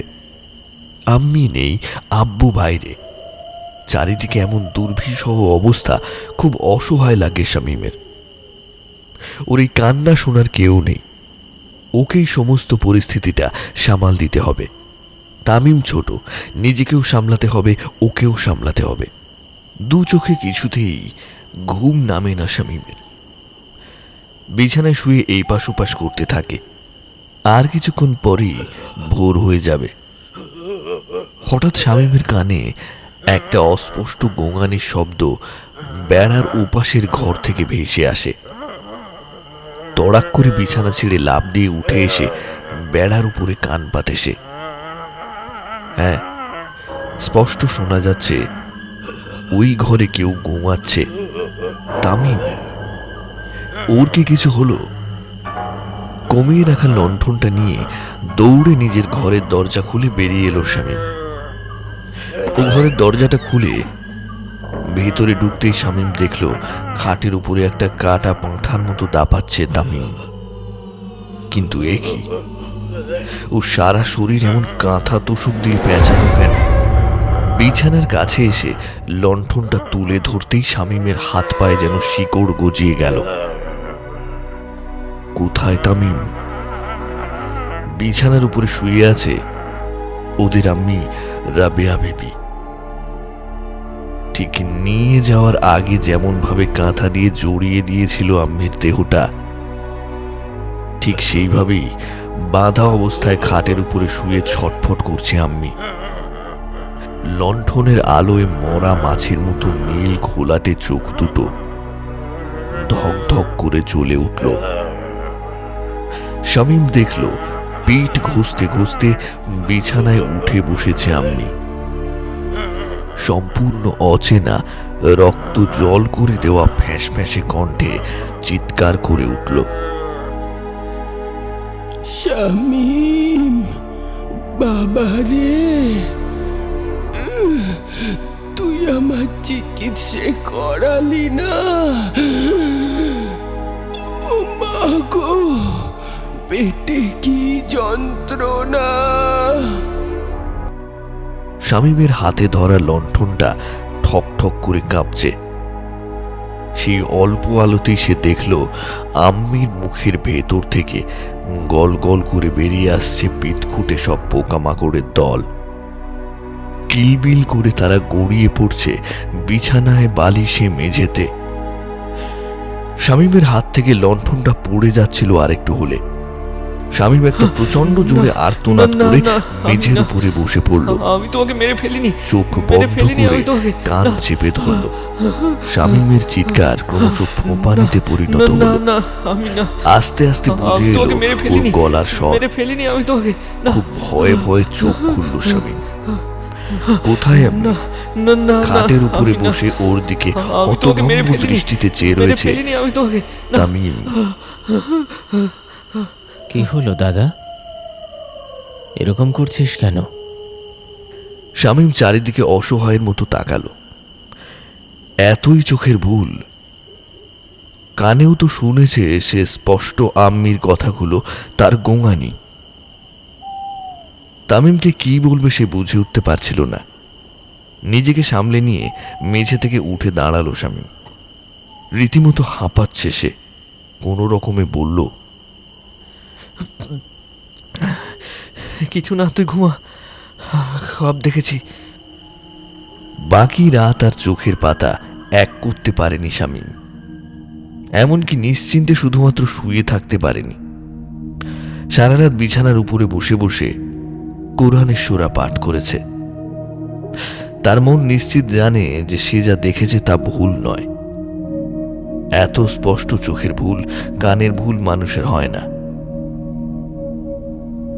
এরপরে একটা সপ্তাহ কাটল বেশ খারাপভাবেই। যদিও বৃষ্টি আর হয়নি তেমন, মাঝে মধ্যে ছিটে ফোঁটা বৃষ্টি হয়েছে। জল কিছুটা নেমেছে অনেক জায়গাতেই। শামীমদের বাড়ির উঠোন, গোয়াল ঘর থেকে জল সরেছে, কিন্তু এখনো বাউড়ের সাথে রাস্তাঘাট মিশে রয়েছে জলের তলায়। ইতিমধ্যেই ঘরে চাল ফুরিয়েছে, তবে ওদের খাবারের কিছুটা সুরাহা হয়েছে, কারণ একবেলা করে মসজিদের খাদেমরা এসে নৌকায় করে কিছু সামান্য চাল ডাল দিয়ে গেছে। সারা গ্রামে মোটামুটি যেসব জায়গায় নৌকো নিয়ে যাওয়া সম্ভব ছিল সেই সব বাড়িগুলোতে। কিন্তু শামীম মনে মনে যে আশঙ্কা করেছিল তা সত্যি হয়েছে। এই এলাকায় কলেরা মহামারীর রূপ ধারণ করেছে হঠাৎ করেই। আকসার লোক মরছে। কান পাতলেই শোনা যায় এ বাড়ি ও বাড়িতে মরা কান্নার রব উঠছে। মহামারীর বিষবাষ্পে চারিদিকের বাতাস ভারী হয়ে আছে। সারা গ্রামের মাত্র দুটো কবরস্থান। এক সেই বাউড়ের ওপারে মসজিদ লাগোয়া কবরস্থানটা, আর একটা এপারে, কিন্তু ওটা এখন জলের তলায়। ওপারে যারা রয়েছে তাদের একটা ব্যবস্থা হয়ে যাচ্ছে, কিন্তু এপারে যারা থাকে তাদের অবস্থা সবচেয়ে শোচনীয়। একে কলেরার মরা, কেউ ধরতে সাহস পায় না। অভাগা মানুষগুলো এক টুকরো জমিন পাচ্ছে না শান্তিতে শেষ ঘুম ঘুমানোর জন্য। শামীমদের বাড়ির পেছন দিকে একটা পুরনো পরিত্যক্ত জমি আছে, ভাগার মতো। নোংরা আবর্জনা ফেলে ফেলে জায়গাটা অনেক উঁচু হয়ে গেছে, তাই সেখানে জল ঢোকেনি। সেই ভাগাড়ে গাদা করে ফেলা হয়েছে সেই সব লাশ। বৃষ্টিতে ভিজে, রোদে পুড়ে, চারপাশের বাতাসে ছড়িয়ে পড়েছে বিভৎস ভারী একটা লাশ পচা গন্ধ। এমনিতেও কেউ বাড়ির বাইরে বেরোয় না, চারিদিকে জল, মহামারী, ভয়ে সবাই ঘরে দৌড় দিয়ে বসে আছে। দিনের বেলাও উপথে মারানো বন্ধ করে দিয়েছে গ্রামবাসীরা। শামীম প্রতি মুহূর্তেই ভয়ে মরে। আম্মি অকালে চলে গেল। ওর বা ওর ভাইটার যদি কিছু হয়ে যায় তাহলে আব্বু ফিরে এসে নির্ঘাত খুদকুশি করবে। আব্বু যে কোথায় আটকে পড়েছে কে জানে। 2 সপ্তাহ হয়ে গেল, তার কোনো খবর নেই। আল্লাহ তাআলাই একমাত্র ভরসা। এই এত কিছুর মধ্যে তামিমের আচরণও অদ্ভুত রকমের পরিবর্তন হয়েছে। দিনের বেলায় তামিম সারাদিন ঘরের মধ্যে দরজা বন্ধ করে ঘুমায়। সকালে দুপুরে কিছুই খায় না ভালো করে। ভাত দিলে কাকের মতো ছড়িয়ে খেয়ে বাকিটা থালাতেই পড়ে থাকে। শামীম অনেক বলে কয়েও ওকে কিছু খাওয়াতে পারে না। তামিম তো আর দুধের বাচ্চা নয় যে ওকে মেরে ধরে খাওয়াবে। তারপরে মহামারীর মতো পরিবেশে রোজ সন্ধে হলেই ঘরের পেছন দিকটা দিয়ে কোথায় যেন একটা চলে যায় তামিম। ফিরে এসে কুয়োর নোংরা জল দিয়েই অনেকক্ষণ ধরে হাত মুখ ধোয়। 4-5 দিন হলো এই নতুন নাটকটা শুরু হয়েছে ওর। শামীম মাগরিবের নামাজ পড়তে বসলেই দরজা খুলে সেই ফাঁকে পালায় তামিম। ফিরে একটু রাতের দিকেই। শামীম রোজ ভাবে ওর পিছু পিছু গিয়ে দেখবে ও কোথায় যায়, কিন্তু হয়ে ওঠে না। নামাজ পড়ার পর রাতের রান্না বসানোর থাকে। তাছাড়াও তামিম আজকাল বড় ঘাড় তেড়া হয়ে গেছে। সারাদিন চুপচাপ গুম মেরে বসে থাকে। কোনো কথা জিজ্ঞেস করলে ঠিক করে উত্তর দেয় না। খাবার দাবার ঠিক করে খায় না। কিন্তু একটা অদ্ভুত জিনিস লক্ষ্য করেছে শামীম ওর ভাইয়ের মধ্যে। কয়েকদিন যাবৎ তামিমের শরীরে কেমন একটা অস্বাভাবিক রকমের পুষ্টি যেন ঝরে ঝরে পড়ছে। অস্বাভাবিক বলা এই কারণে, সামগ্রিক শরীরে তেমন কোনো উন্নতি হয়নি। পেটটা ফুলে ঢাকের মতো হয়েছে। গাল, চোখের এবং গলার নিচে মেদবহুল চামড়া কেমন যেন ঝুলে ঝুলে পড়ছে। এদিকে হাত পা শুকিয়ে পাটকাঠির মতো হয়ে গেছে। এই 1 সপ্তাহের মধ্যে চেহারা কেমন যেন বদলে গেছে তামিমের। ওর সত্যিই কি কোনো রোগ ব্যাধি হলো? ক্লাস 8 পাস শামীম কলেরা রোগের উপসর্গও তো জানে না ঠিক করে। দিন রাত ভয়ে ভয়ে থাকে ছেলেটা। শেষমেশ শামীম একদিন সন্ধেবেলায় তামিমের ফিরতে অনেক দেরি হওয়ায় খুঁজতে বের হয়। শামীম জানে পেছনে ওদের ক্ষেতটা পেরিয়ে ওদিকে কোথায় যেন যায় তামিম। সেই ক্ষেতের আল ধরেই চলছিল শামীম। সঙ্গে আলো নেয়নি। আজ আকাশে জ্যোৎস্না আছে। কিছু দূর যাওয়ার পরেই আলোর উপর একটা মানুষের অবয়ব ফুটে উঠল। উল্টো দিক থেকে কেউ একজন এগিয়ে আসছে। কাছে আসতেই বুঝতে পারল এই তামিম ছাড়া আর কেউ নয়। কোথায় গিয়েছিলি রে? তোকে আর কতবার বারণ করতে হবে ওই রোগ ব্যাধির মধ্যে না বেরোতে? রোগ বাঁধিয়ে ঘরে ঢুকলে কিন্তু বার করে দেবো ঘর থেকে একদম, আমি বলে দিলাম। হ্যাঁ, দাদার ধমক খেয়েও কোনো টনক নড়ল না তামিমের। দাদার থেকে বেশ কয়েক হাত দূরে থম মেরে দাঁড়িয়ে আছে সে। একটু আগে ফুটফুটে চাঁদের আলো ছিল। একটা কালো মেঘ এসে আবার ঢেকে দিয়েছে চাঁদটাকে। তামিমের মুখটা ভালো করে দেখতে পাচ্ছে না শামীম। দেখতে পেলে ভয় পেত, ঘৃণায় গুলিয়ে উঠত ওর গা। কারণ তামিমের মুখ, হাতের নখগুলো তখন রক্তে মাখামাখি। মুখ থেকে ভক ভক করে বের হচ্ছিল মরা পচা মাংসের গন্ধ। চুপচাপ দাঁড়িয়ে আছে দেখে শামীম আবার ধমকে উঠল, চল ঘর চল, কাল থেকে যদি আর তোকে বেরোতে দেখি ঘরের মধ্যে তালা বন্ধ করে রাখবো। তামিম এগিয়ে এসে দাদার পাশ কাটিয়ে চলে গেল। ঠিক তখনই শামীমের নাকে এসে লাগলো সেই বিশ্রী পচা গন্ধটা। কোথায় গিয়েছিল তামিম? যেদিক দিয়ে তামিম আসছিল সেই দিকে একবার তাকায় শামীম। ওইদিকেই তো ভাগাড়টা। কলেরায় মরা লাশগুলো ওখানেই ডাঁই করে রাখা হয়। ওইদিকে ওর কি কাজ? আর ওর গায়ের থেকে এমন জঘন্য গন্ধই বা বেরোচ্ছে কেন? মাথার মধ্যে সব তালগোল পাকিয়ে যায় শামীমের। কিছুটা দূরেই তামিম ধপধপ করে পা ফেলতে ফেলতে এগোচ্ছে।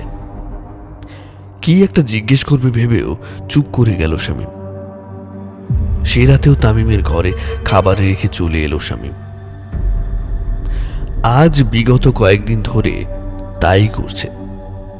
সকালে উঠে দেখে ছড়িয়ে ছিটিয়ে রয়েছে ভাত, খানিক খেয়েছে, খানিক এদিক ওদিকে ফেলেছে, খানিক থালায় পড়ে আছে। সে রাতে শুয়ে শুয়ে শামীম অনেক আকাশ পাতাল ভাবল। আচ্ছা, ফুফার কি খবর? সেই যে ওদের আম্মিকে দফন করে সেদিন বাড়ি থেকে বেরিয়ে গেল, তারপর একটাবারও তো খোঁজ নিতে এলো না। ছেলে দুটো কি খাচ্ছে, কি করছে, একবারও জানতে ইচ্ছে করে না ফুফার? ফুফা তো এমন নয় নাকি তার আবার কলেরা হলো? ফুফা বেঁচে আছে তো? আঁতকে উঠল শামীম। সত্যি তো, এই কদিনের তালে গোলে লোকটার খবর নিতে যাওয়া হয়নি। ওদিকে আম্মিকে কবর দেওয়া হয়েছে প্রায় সপ্তাহ ঘুরে চলল। শামীম ঘুমিয়ে পড়তে পড়তে ঠিক করলো কাল সকালে উঠে প্রথমে যাবে ফুফার বাড়িতে, তারপর আম্মির কবর জিয়ারত করতে। এই এক সপ্তাহের মধ্যে প্রায় ৩-৪ বার নিজের আম্মির অতৃপ্ত আত্মাকে ঘরের মধ্যে রাতের বেলায় দেখতে পেয়েছে শামীম। কখনো দেখেছে খাটের কোণে আম্মি বসে বিলাপ করতে করতে কাঁদছে, কিংবা কখনো দেখেছে বিছানার উপর পাশেই শুয়ে রয়েছে কাঁথা জড়ানো অবস্থায়। আবার কখনো রাতের বেলায় চরম অস্বস্তিতে ঘুম ভেঙে গিয়ে চোখ খুলে দেখেছে ওর মুখের ঠিক উপরেই আম্মির বিভৎস মুখটা। সকাল হলেই ওইসব দৃশ্যগুলো খুব অবাস্তব মনে হয় শামীমের। তামিমকে এই ব্যাপারে কোনোদিনও কিছু বলেনি সে। কে জানে সেও এরকম কিছু দেখতে পায় কিনা। কিছু একটা গন্ডগোল আছে। আম্মির আত্মা কি শান্তি পায়নি, তাই কি সে বারবার দেখা দিচ্ছে শামীমকে? কাল একবার মসজিদে যেতেই হবে।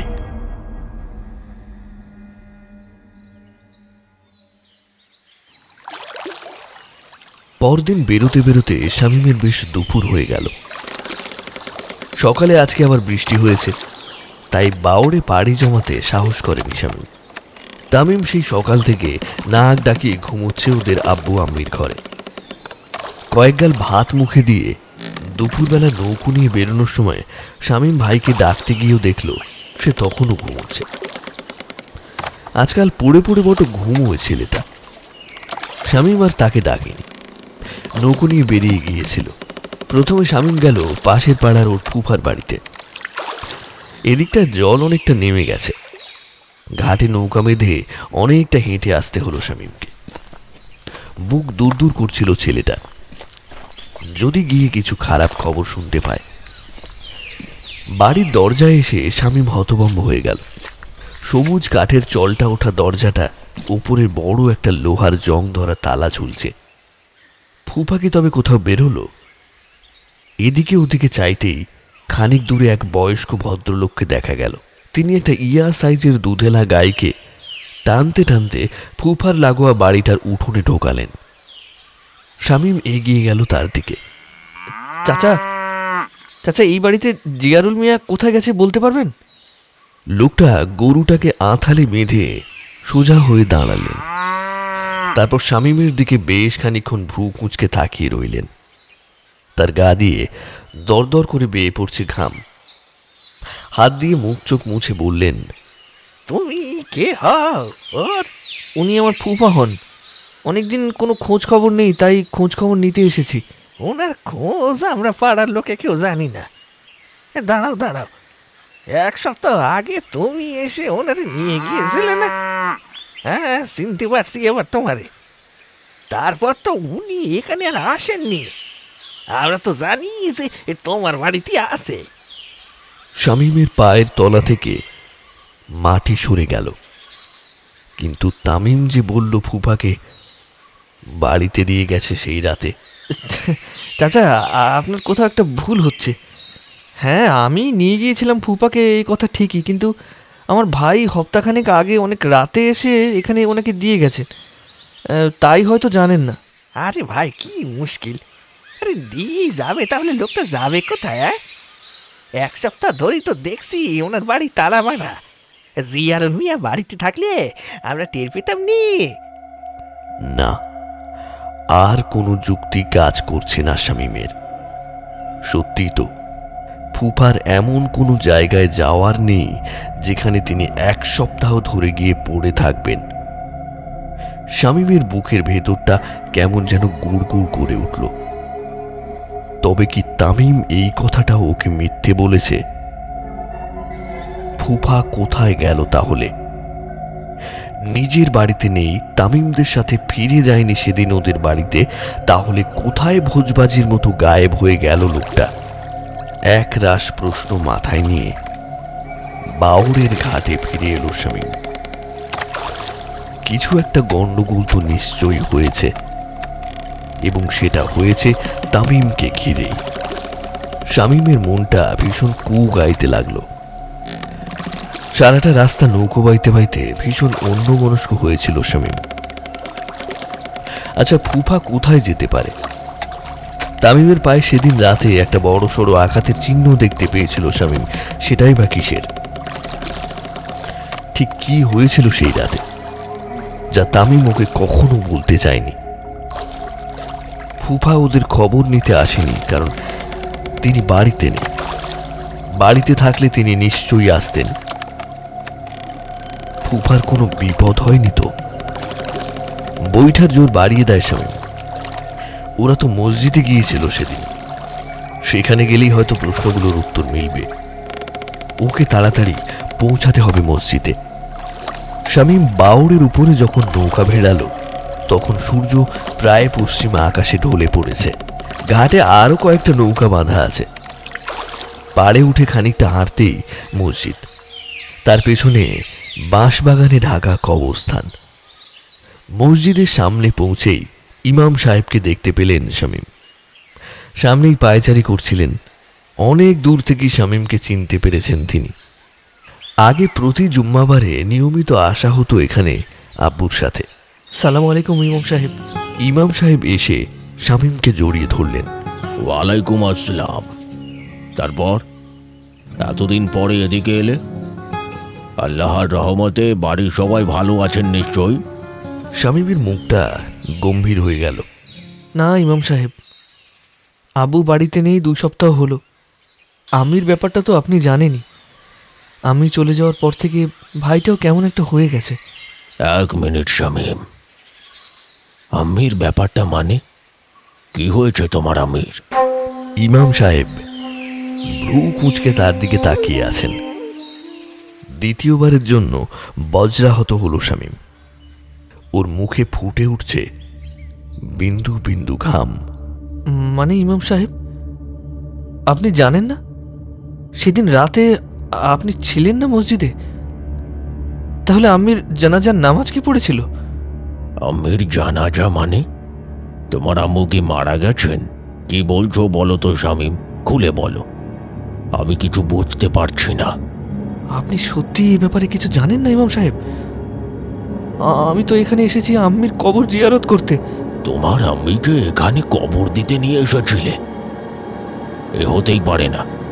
মসজিদের পেছনেই আমার ঘর। কেউ এখানে লাশ দাফন করতে এলে তাকে আমি জানাজা পড়াই। কিন্তু কিন্তু ইমাম সাহেব, আমার ভাই আর আমার ফুফা। এ কি? শামীম মাথা এই ঘুরে শামীম, পড়েই যাচ্ছিল। কি হলো তোমার? ইমাম সাহেব তাড়াতাড়ি এসে ধরে ফেললেন তাকে। শামীম, এই, মসজিদের কি হলো? ভেতর থেকে 2 জন লোক ছুটে এলো। তাকে ধরে বসানো হলো। ইমাম সাহেবকেও ভেতর থেকে একটা মোড়া এনে দেওয়া হলো বসার জন্য। তিনি শামীমের সামনে বসে বেশ খানিকক্ষণ ধরে তাকে পর্যবেক্ষণ করলেন। তারপর বললেন, বেটা, আমি সত্যি এ ব্যাপারে কিছু জানি না, আল্লাহর কসম। আচ্ছা, তোমার আম্মি কবে মারা গিয়েছেন? আমাকে একটু খুলে বলো তো সব কিছু। 2 হাতে মাথা চেপে ধরে বসে রয়েছে শামীম। প্রায় সপ্তাহখানিক আগে ইমাম সাহেব, রক্ত আমাশা হয়েছিল। 3 দিন পরে সন্ধে নাগাদ মারা গেলেন। তামিম আর আমার ফুফাকে নিয়ে নৌকো করে আম্মির লাশটা পাঠিয়ে দিয়েছিলাম এখানে। ইমাম সাহেব, আমার আম্মির লাশটা কি হলো? আমার আম্মি ঝরঝর করে বাচ্চা ছেলের মতো কেঁদে ফেলে শামীম। ইমাম সাহেব তার পিঠে হাত রেখে চাপড় মেরে সান্ত্বনা দেয় তাকে।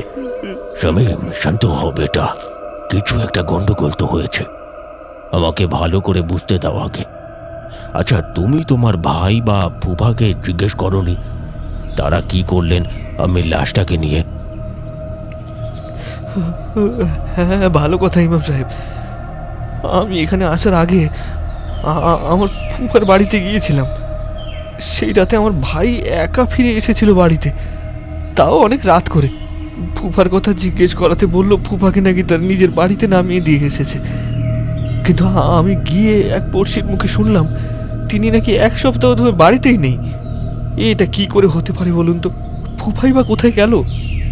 ইমাম সাহেব দাড়িতে হাত বুলিয়ে কি যেন একটা ভাবলেন, তারপর বললেন, আচ্ছা, তোমার ভাই মানে তামিম কি কোনো কিছু এমন কিছু বলেছে বা এই কদিনে করেছে যা তোমার অস্বাভাবিক মনে হয়েছে?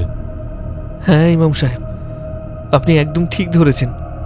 সেই রাতে বাওড় থেকে ফেরার পর তামিমের মধ্যে আশ্চর্য রকমের পরিবর্তন দেখতে পাচ্ছি আমি। ওর কথাবার্তা, চালচলন সব বদলে গেছে জানেন।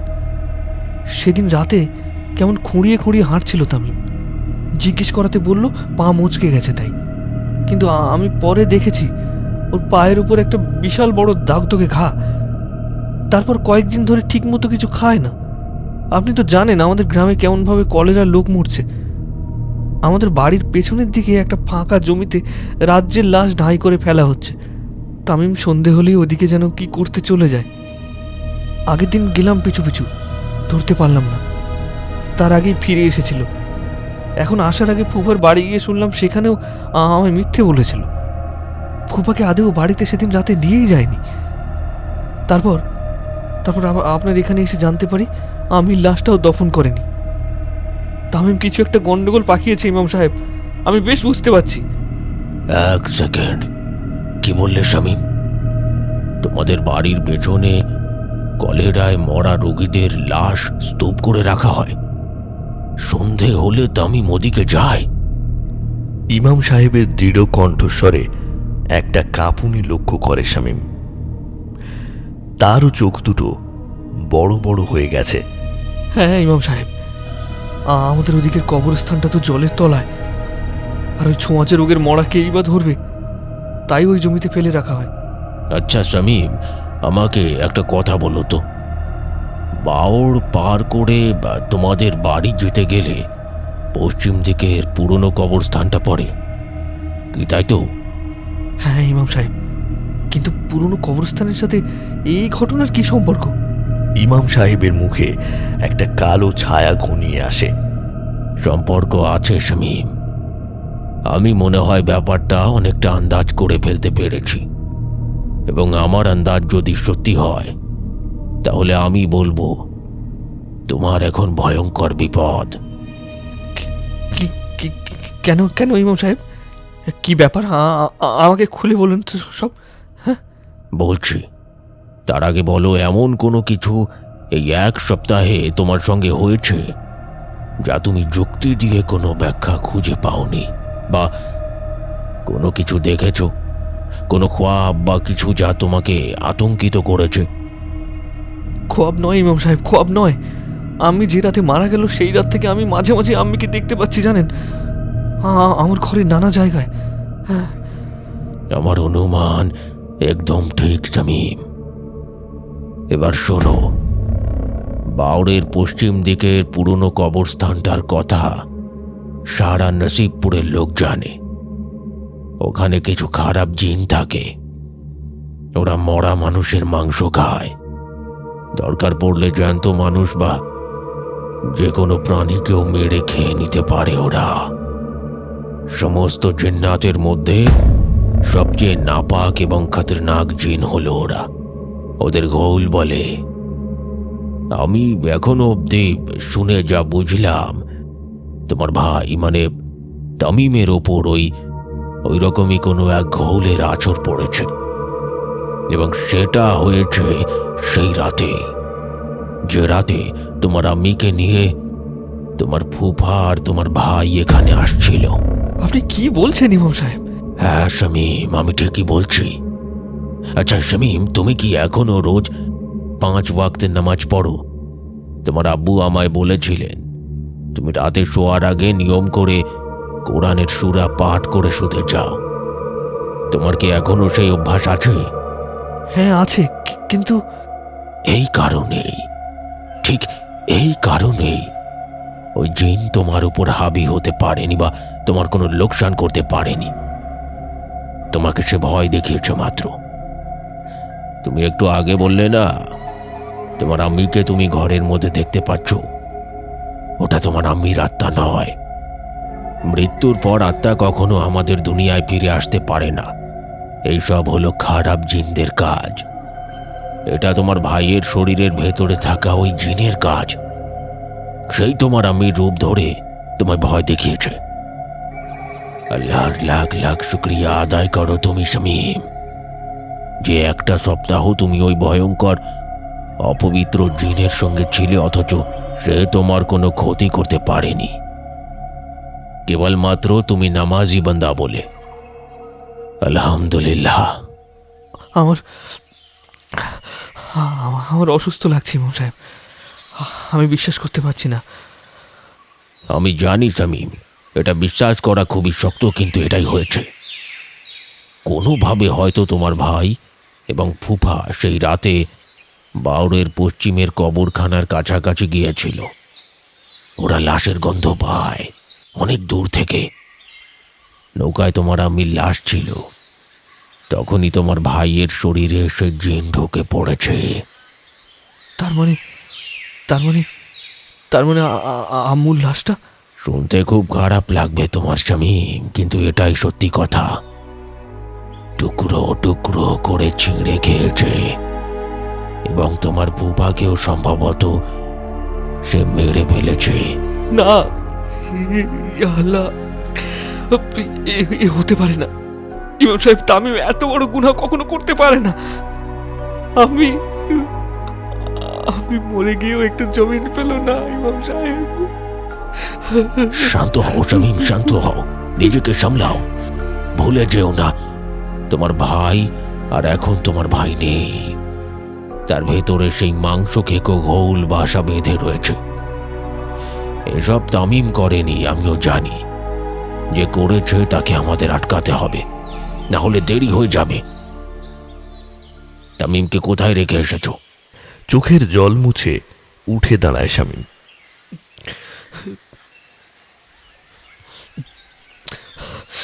ও ঘরেই আছে ইমাম সাহেব। আকাশের দিকে তাকান ইমাম সাহেব। মাগরিবের সময় হয়ে এসেছে শামীম, আমাকে নামাজ আদায় করতে হবে। তুমিও এসো জামাতে, আল্লাহর কাছে প্রার্থনা করো। আল্লাহ এখন আমাদের একমাত্র সহায়। নামাজ পড়া শেষ হলে আমি এখনই রওনা দেব তোমাদের সাথে। দেরি করলে সমস্যা আরো বাড়বে। ইমাম সাহেব হাত ধরে টানতে টানতে শামীমকে নিয়ে গেলেন মসজিদের ভেতরে। শামীমের হাত পা চলছিল না, থরথর করে কাঁপছে ওর সারা দেহ। তবু মাগরিবের নামাজ আদায় করল জামাতে বসেই। জামাত শেষ হতেই আর একটু দেরি করলেন না ইমাম সাহেব। শামীমকে একটু দাঁড়াতে বলে মসজিদের ভেতর থেকে একটা থলে নিয়ে এলেন। তারপর শামীমকে নিয়ে তখনই রওনা হয়ে গেলেন ওদের বাড়ির উদ্দেশ্যে। বেশ জোরে জোরেই নিজের সর্বশক্তি দিয়ে নৌকার দাঁড় টানছিল শামীম। সন্ধে নেমে গেছে। যত তাড়াতাড়ি সম্ভব ইমাম সাহেবকে নিয়ে পৌঁছাতে হবে ওর বাড়িতে। বাউরের বুকে বহু দূর থেকে শামীম দেখল ওদের বাড়িটা ডুবে রয়েছে অন্ধকারে। বুকের ভেতর একটা অজানা ভয় কুণ্ডুলি পাকিয়ে উঠছে ওর। নৌকা থেকে তাড়াতাড়ি করে নামলো শামীম। ইমাম সাহেবকেও হাত ধরে নামালো। দৌড়ে গেল বাড়ির দিকে, চিৎকার করে ডাকলো ভাইকে। তামিম, তামিম কোথায় তুই? ইমাম সাহেব দাওয়ায় উঠে এলেন। কি ব্যাপার শামীম, তোমার ভাই কোথায়? জানি না ইমাম সাহেব, ঘরে কোথাও নেই। নির্ঘাত আবার ওখানে গেছে, ওই ওই পেছনের ভাগারটায়। তাড়াতাড়ি একটা আলো নিয়ে এসো, ওকে খুঁজতে বেরোনো দরকার। ঘরে গিয়ে অন্ধকারে হাতড়ে লণ্ঠনটা খুঁজে বের করলো শামীম। সেটা জ্বালিয়ে নিয়ে দাওয়ায় নামতে যাবে এমন সময় শামীম এবং ইমাম সাহেব দুজনেই শুনতে পেল এক গবাদি পশুর মরণাপন্ন আর্তনাদ। গোয়ালের বলদটা! ইমাম সাহেব শিগগিরই আসেন! শামীম চিৎকার করে উঠল। লণ্ঠনটা নিয়ে দুজনেই দৌড়ে গেল শামীমের কুয়োতলার পাশের গোয়াল ঘরে। ঘুটঘুটে অন্ধকার সেই জায়গায়। আবার একবার করুণ সুরে ডেকে উঠল বলদটা। গোয়াল ঘরের কাছে এসে আলোটা তুলে ধরতে দুজনেরই অন্তরাত্মা কেঁপে উঠল। সামনের দৃশ্যটার জন্য হয়তো দুজনের কেউই প্রস্তুত ছিল না। কাঁপা কাঁপা আলোয় দুজনে দেখল গোয়াল ঘরের ভেতরটায় সামনের দুপা ছিদ্রে পড়ে রয়েছে বলদটা। জিভ একপাশে বেরিয়ে, চোখ দিয়ে টপ টপ করে বেয়ে পড়ছে জল।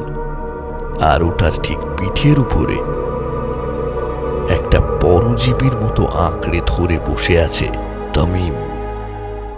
কিন্তু তামিমের কি চোখের মনির রং অমন কুচকুচে কালো, অমন বড় বড় বোয়াল মাছের মতো হাজারো দাঁতের সারি। শামীম থরথর করে কাঁপতে কাঁপতে বসে পড়ল। বলদটার গলার নিচের ঝোলা চামড়াটা অনেকটা ছিঁড়ে ফেলেছে তামিম।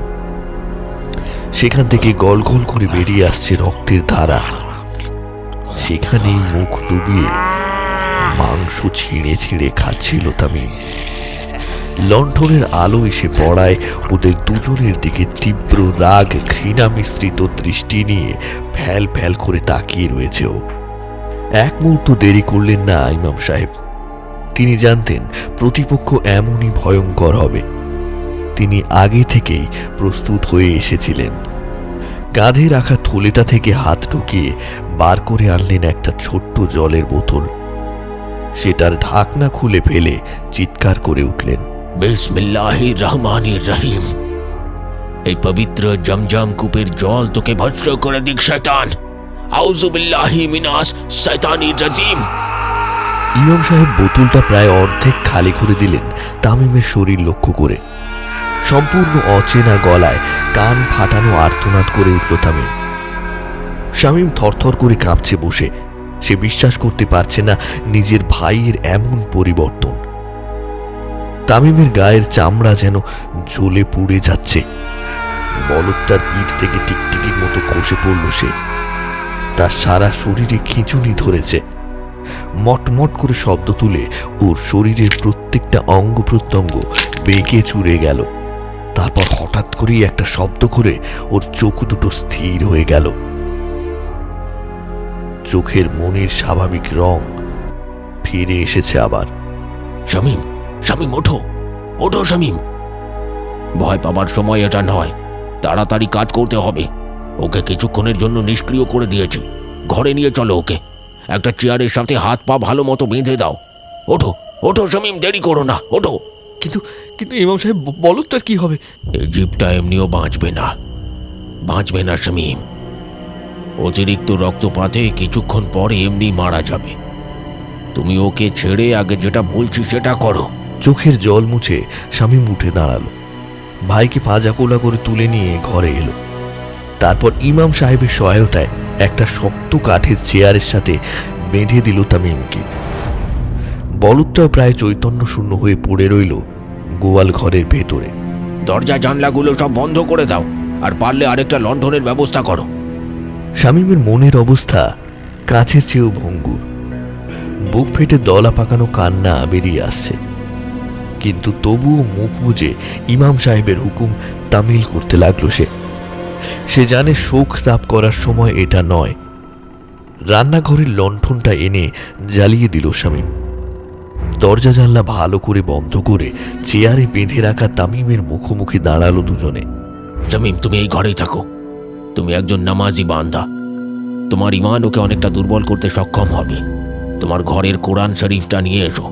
দৌড়ে পাশের ঘরের খাটের নিচ থেকে কোরআন শরীফ বের করে নিয়ে এলো শামীম। শামীম, আমায় একটা লাঠি জাতীয় শক্ত কিছু দাও।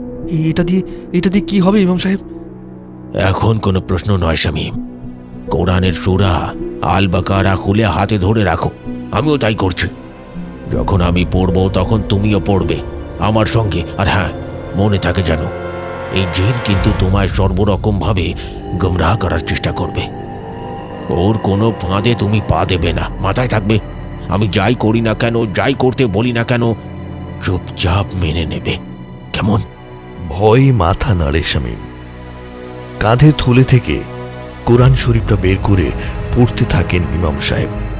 আর এক হাত দিয়ে জমজম কূপের জলের বোতলটা বার করে আনলেন ইমাম সাহেব। তারপর আবার চিৎকার করে সামনে বসে থাকা তামিমের উদ্দেশ্যে বললেন, বিসমিল্লাহ। হে শয়তান, হে খবিস জিন, এই শরীর ছেড়ে বেরিয়ে যা, বেরিয়ে যা, বেরিয়ে যা। 3 বার ওই বোতলের জলের ছিটে গায়ে পড়তেই কান ফাটানো চিৎকার করে উঠল তামিম। এ তামিমের কণ্ঠস্বর নয়, ওর ভেতর থেকে অন্য কেউ যেন চিৎকার করছে। তোর তো সাহস মন্দ নয়, তুই আমাকে তাড়াতে এসেছিস। শেষ হয়ে যাবি, শেষ। ভালো চাস তো এখান থেকে মানে মানে কেটে পড়, কেটে পড়। গর্জন করে উঠলেন ইমাম সাহেব। শোন রে শয়তান, তোকে যদি আজ আমি জাহান্নামের আযাবের স্বাদ না গ্রহণ করিয়েছি, তাহলে আমার নাম মোহাম্মদ কাদের রহমান না।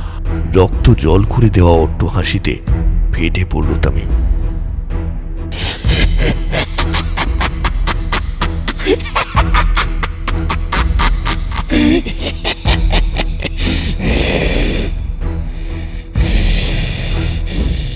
এত ক্ষমতা তোর?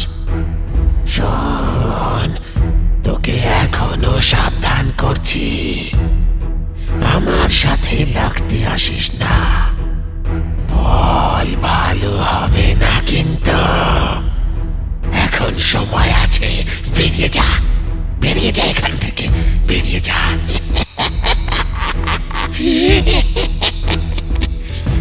বেরিয়ে আমি যাব না রে শয়তান, তুই বেরোবি এক্ষুনি। শামীম! তামিমের দিকে তাকিয়ে থাকতে থাকতে ভয়ে বরফের মতো জমে গিয়েছিল শামীম। ইমাম সাহেবের চিৎকার শুনে গলা ছেড়ে দুজনে মিলে পড়তে শুরু করলো সূরা আল বাকারা।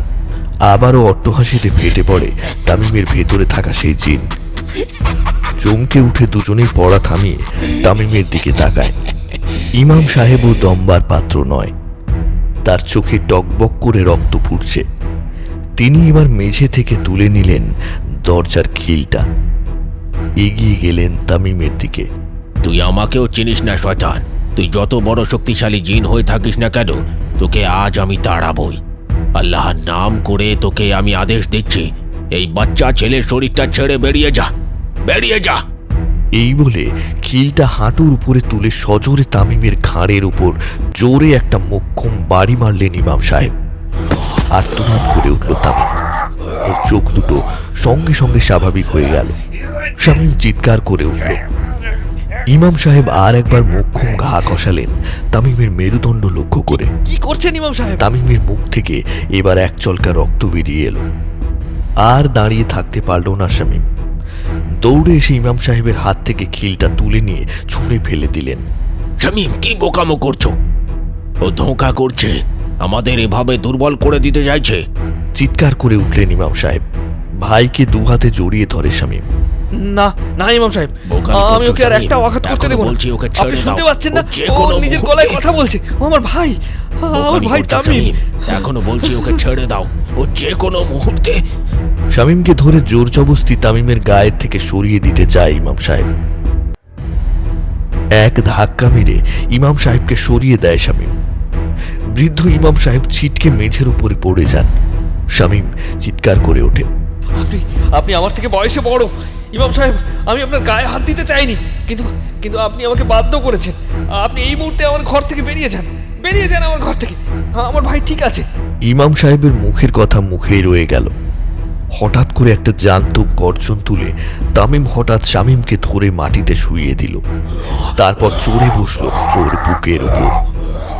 খ্যাঁক খ্যাঁক করে একটা ধূর্ত হাসিতে ফেটে পড়ল তামিমের শরীরে ধারণ করে থাকা সেই নাকাব জিন। ইমাম সাহেবের দিকে মুখ ঘোরালো সে। ইমাম সাহেবের চোখের সামনেই হঠাৎ করে তামিমের হাতের নখগুলো ছুরির ফলার মতো ধারালো হয়ে উঠল। ইমাম সাহেব দেখলেন তামিমের নাকের নিচ থেকে চোয়াল অব্দি মুখটা অজগরের সাপের মতো বিশাল বড় হয়ে খুলে গেল, আর সঙ্গে সঙ্গে ভেতরে ঝিকিয়ে উঠল ধারালো দাঁতের সারি। সঙ্গে সঙ্গে কোথা থেকে একটা প্রবল হাওয়া এসে ঘরের দুটো লণ্ঠনকে দপ দপ করে নিভিয়ে দিল। ইমাম সাহেব আর এক মুহূর্ত সেখানে দাঁড়ালেন না। নৌকা ঘাট থেকে খুলে নিয়ে শরীরে সমস্ত শক্তি দিয়ে বৈঠাতে চাপ দিলেন।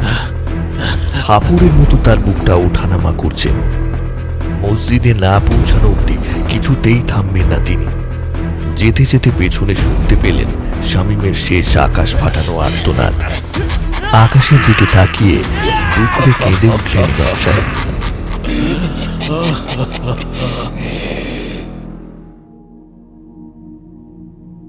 আরও এক সপ্তাহ পর নসিবপুরের বন্যা পরিস্থিতি কিছুটা স্বাভাবিক হয়ে এলো, কিন্তু কলেরার মহামারী তখনও কমেনি। যানবাহন চলাচল স্বাভাবিক হয়েছে সবে। ঘরে ঘরে তখনও মানুষ মরছে। খটখটে রোদে পোড়া এক সকালে বাসস্ট্যান্ডে বসে চা খাচ্ছিলেন ইমাম সাহেব। একটা বাস থেকে খুব পরিচিত একজনকে নামতে দেখে চায়ের কাপটা বেঞ্চের উপরে রেখে, হাবিব সাহেব, আপনি আপনি এইমাত্র এলেন? বাসের থেকে নেমে লোকটি পরিচিত কণ্ঠস্বর পেয়ে ঘুরে তাকালেন। তার মুখের বৃদ্ধ বলি রেখায় খেলে গেল হাসি। আসসালাম আলাইকুম ইমাম সাহেব, কেমন আছেন? হ্যাঁ, আসলে আমি আটকে পড়েছিলাম বন্যাতে। কি ব্যাপার বলুন তো, হাঁপাচ্ছেন কেন? শরীর ঠিক আছে তো আপনার? ঝরঝর করে কেঁদে ফেললেন নসিবপুর মসজিদের ইমাম মোহাম্মদ কাদের রহমান। বাড়ি ফিরে যাবেন না হাবিব মিয়া, বাড়ি ফিরে যাবেন না।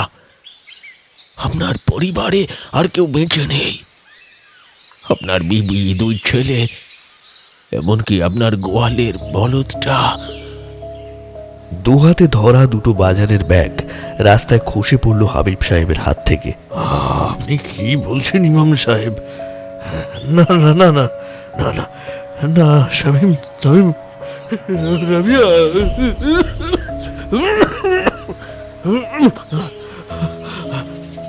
আর দাঁড়ালেন না বৃদ্ধ। পাগলের মতো চিৎকার করতে করতে বাসস্ট্যান্ড থেকে ছুটলেন কাঁচা রাস্তা বেয়ে। ইমাম সাহেব পেছন থেকে চিৎকার করে ডাকলেন তাকে। কেউ নেই ওখানে? নসিবপুরের মহামারীর মৃত্যুর মিছিল পুরোপুরি স্তব্ধ হতে অনেকদিন সময় লেগেছিল। গোটা গ্রামের অর্ধেক খালি হয়ে গিয়েছিল ওই কলেরা মহামারীতে। ওই লাশ ফেলার জায়গাটা দিয়ে কেউ দিনের বেলায়ও যেত না। ওখানে জমেছিল লাশের পাহাড়। খুব প্রয়োজন পড়লে কারো যদি রাস্তা দিয়ে রাতে যেতে হতো, তাহলে সে দেখতে পেত ভাগাড়ের ভেতর ওই কলেরার মৃত লাশের স্তূপের ওপর কেউ একজন বসে রয়েছে। লাশগুলোর হাত পা ছিঁড়ে ছিঁড়ে খাচ্ছে বড় আনন্দে। একজন অর্ধ উলঙ্গ উন্মাদ ব্যক্তি ওই ভাগাড়ের বাইরের এদিক ওদিক হাঁটা চলা করছে, দৌড়োদৌড়ি করছে। অনেকেই জানতো ইনি আর কেউ নন, হাবিব মিয়া। পরিবারের সকলকে হারিয়ে মাথা খারাপ হয়ে গেছে তার। ভাগাড়ের বাইরে দাঁড়িয়ে দুহাত তুলে চিৎকার করে বলতেন, তামিম, তামিম, নেমে আয়, ওখান থেকে ঘর চলে আয় বাপ। তোর আমি, তোর দাদা সবাই বসে আছে। হাবি যাবি খাসনি বাপ, হাবি যাবি খাসনি বাপ। তামিম, হাবি যাবি খাসনি বাপ।